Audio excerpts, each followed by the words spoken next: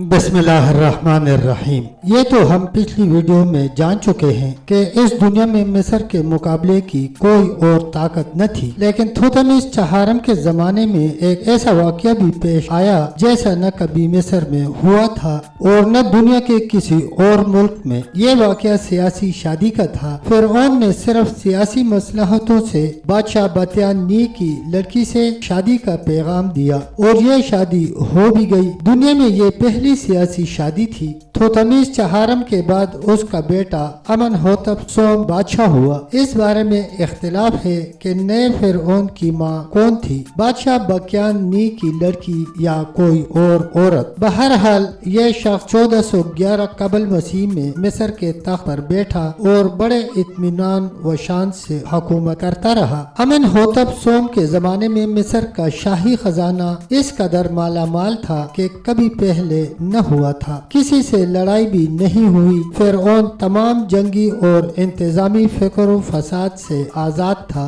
इसीलिए उसे मौका मिल गया कि अलूम व फनून और आर्ट को तरक्की दे। उसके और उसके बेटे के जमाने की बहुत ही अहम दस्तावेजात मिल चुकी हैं और उनका तर्जुमा भी हो चुका है। ये दस्तावेज नकल इमरान में दफन थी और उस मकाम के नाम से मशहूर हैं।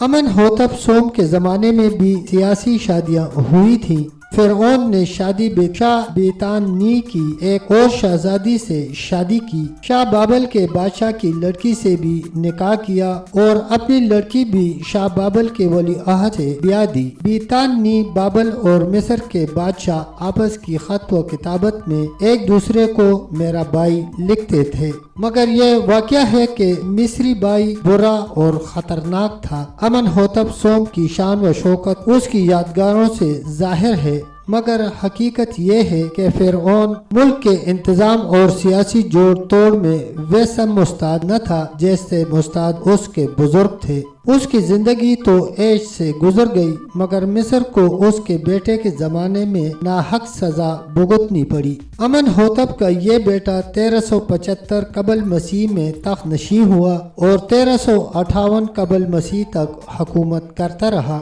उसका नाम अमनहोतप चहारम था, मगर उसने अपना नाम बदल कर अखनातून करार दिया। उसी नाम से वो आज भी मशहूर है। अखनातून ने एक बड़ा मजहबी इनकलाब मिस्र में बर्पा किया था, जिसका हाल आगे एक वीडियो में बयान किया जाएगा। इसलिए सल्तनत संभाल न सका। नतीजा ये निकला कि शाम व फलस्तीन पर बैरूनी हमला आवर टूट पड़े और खुद मिस्र में बड़ी अबतरी फैल गई। अखनातून मौत के वक़्त 30 वर्ष से ज्यादा उम्र का न था।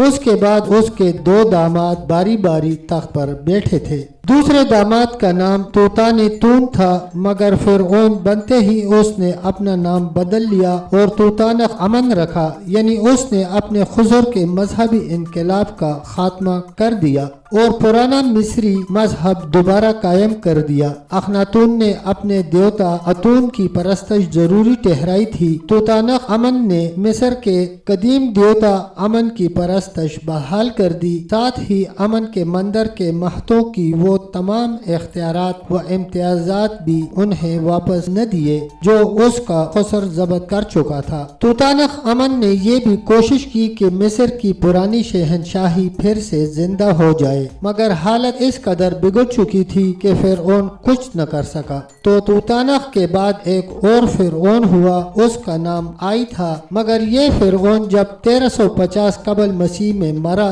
तो 18वां शाही खानदान भी खत्म हो गया। वो खानदान जिसने मिस्र को दुनिया का सबसे ज्यादा बड़ा, सबसे ज्यादा महजब, सबसे ज्यादा जंगी, सबसे ज्यादा फातेह, सबसे ज्यादा खुशहाल मुल्क बनाया था। मिस्र की पुरानी तारीख में 18वां खानदान हमेशा याद रहेगा और उसके कारनामों का आखिर दुनिया तक चर्चा बाकी रहेगा। फिरऔन आई के मरने पर तख्त का कोई दावेदार मौजूद न था, इसलिए होरीम हब फिरऔन बन गया। ये शख्स शाही खानदान से नहीं था। محض एक ओहदेदार था। उसने अखनातून नया मजहब भी कबूल नहीं किया था और पुराने मजहब का ही पाबंद था। उस पर अखनातून और उसके बाद के दोनों फिरौन उस ओहदेदार को मानते और चाहते रहे, क्योंकि उसकी काबिलियत और सूझबूझ का कोई और आदमी मिस्र में मौजूद न था। फिर फौज भी उस शख्स की तरफदार थी और मजहबी पेशवा भी।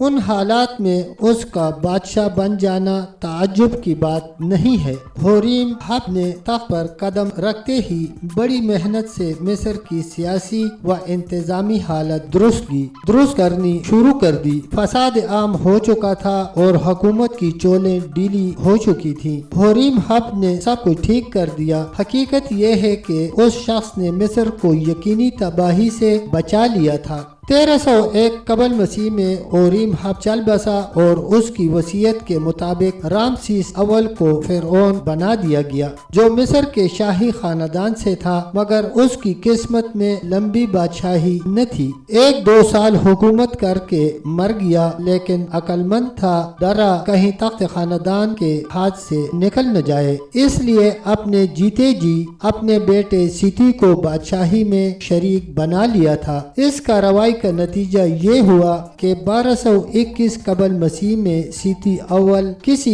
गड़बड़ के बगैर फिरौन मान लिया गया था। सीती ने अपने आप को लायक फिरौन साबित किया। वली अहदी के जमाने ही में वो एक जंगी मुहिम लेकर नूबिया गया था और कामयाबी के साथ वापस आया था। फिरौन बनने पर उसने फलस्तीन का रुख किया और मैदान पर मैदान मारता हुआ लबनान के पहाड़ की तराई में पहुंच गया। एक दफा फिर मिस्र की किस्मत जाग उठी। उसका रोब हर तरफ फैल गया। बहुत से बादशाहों ने अतात कबूल कर ली। पड़ोस की बाज ताकतवर हुकूमतों से दोस्ताना माहदे हो गए। सीती ने 20 बर सल्तनत की और सिर्फ 2 दफा एशिया पर चढ़ाई की। उसकी तवज्जो ज्यादातर मुल्क को तरक्की देने पर सर्फ हुई।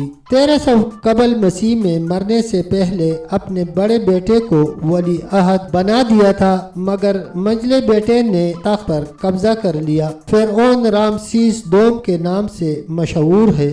उस रामसीस का मिजाज अजीब व गरीब था। बुलंद हौसला था, बड़े बड़े काम करने चाहता था, अपनी पजीराई पर मरता था, किसी और की बड़ाई न देख सकता था। बादशाह बनते ही उसने अपने बड़े भाई के तमाम बतौल डाले या उन्हें अपनी सूरत का बनवा दिया। अब तक बाज ऐसी यादगारें मौजूद हैं जिनसे इस वाक़े का सबूत मिलता है। इस तबीयत का आदमी निचला नहीं बैठ सकता। फिरौन होते ही रामसीस ने फैसला कर लिया कि मिस्र की पुरानी सल्तनत फिर से जिंदा करके रहेगा और लड़ाइयों पर लड़ाइयाँ शुरू कर दी। उस वक़्त मिस्र का सबसे बड़ा हरीफ शेवून का बादशाह था। रामसीस ने उससे बहुत लंबी और खौफनाक लड़ाई लड़ी, मगर उसे ज़ेर न कर सका। गो रामसीस का दावा ही रहा कि वो दुश्मन को हरा चुका है। तब तक दोस्तों इतना ही, मिलते हैं इंशाल्लाह एक नई वीडियो के साथ। अगर अभी तक आपने हमारे चैनल को सब्सक्राइब नहीं किया तो बराए मेहरबानी चैनल को सब्सक्राइब करके बेल आइकन के बटन पर प्रेस कर दें, ताकि हमारी हर नई वीडियो आने वाली